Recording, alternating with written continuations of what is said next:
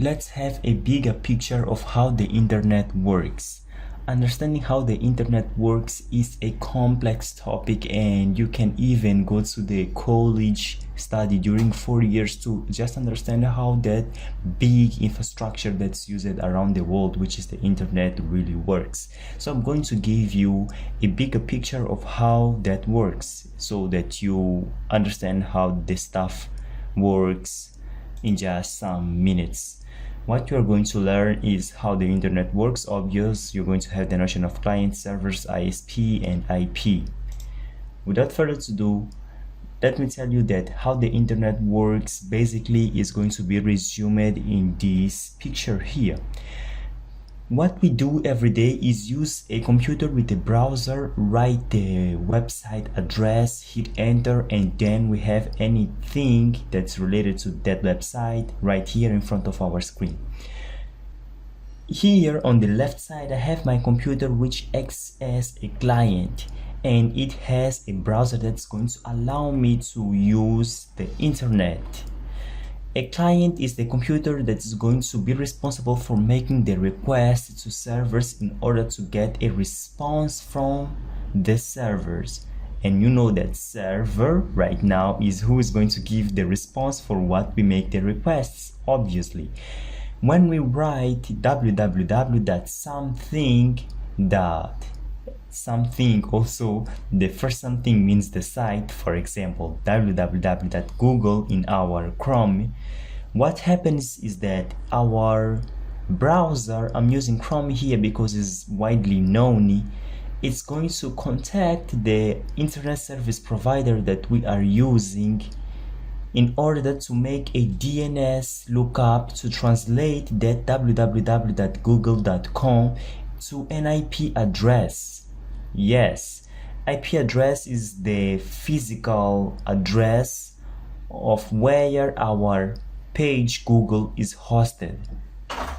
It's necessary to convert all that website name into the IP address so that our browser can make the request directly to the physical place where we have hosted our page. Then our internet service provider, that can be, for example, Verizon, AT&T, Vodacom, or any other internet service provider, is going to respond to our Chrome browser the IP address. Then our browser now knows where the page is physically located. It's located with the IP 142.250.190 and 78. Our browser is intelligent enough at this point to make a direct request to that IP address, and it's going to contact the server.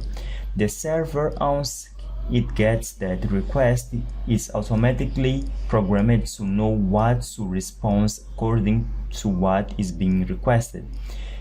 In many scenarios, we're going to have a page being returned as HTML with the name index.html, which also represents the extension.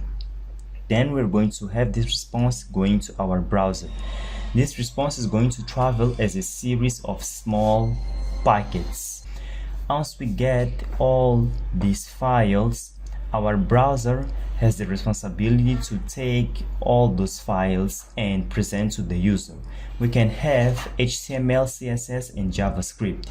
HTML, which is going to be the structure of that page that we want to access. The CSS is going to be the file that contains the style, and JavaScript is going to be the file that contains the behavior of our page. Our browser is going to render all of these three files together and show us a beautiful page. That's basically how the internet works.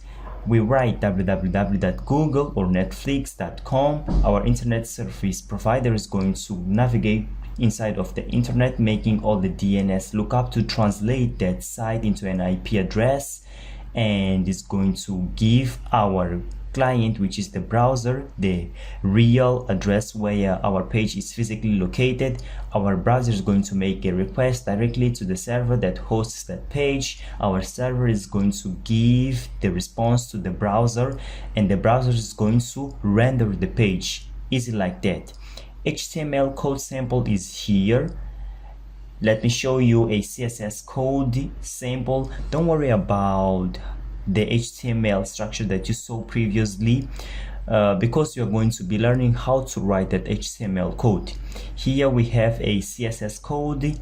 Okay, here we are formatting a paragraph, saying that the paragraph needs to have a red color, it needs to be aligned to the center. And here we have the JavaScript, which is controlling simply the behavior.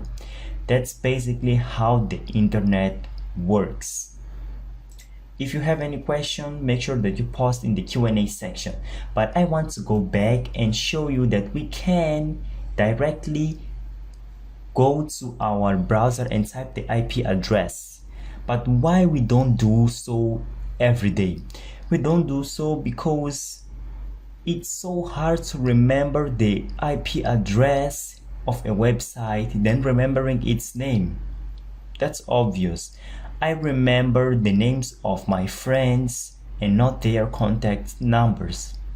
That's why we don't use the IP address directly in our browser. We simply write the website name, and we have all these fancy things going behind the scenes that simply have the purpose to give us the response of the IP address, and the browser makes the request. I'm going to copy this value of the IP address and write in my browser. Then you're going to see what's going to happen. Make sure that you're doing also on that side. It's going to be something interesting. Okay, I'm here with my Google Chrome. No, I would just like to use Google Chrome, but now here I'm using Edge. I'm going to write googlefirst.com. Okay, here I have the Google page. Nice. I'm going to open a new tab and simply paste that IP address of Google. Hit enter. What's going to happen? The magic is here. We also have google.com. Now you understand what the IP is. Thank you.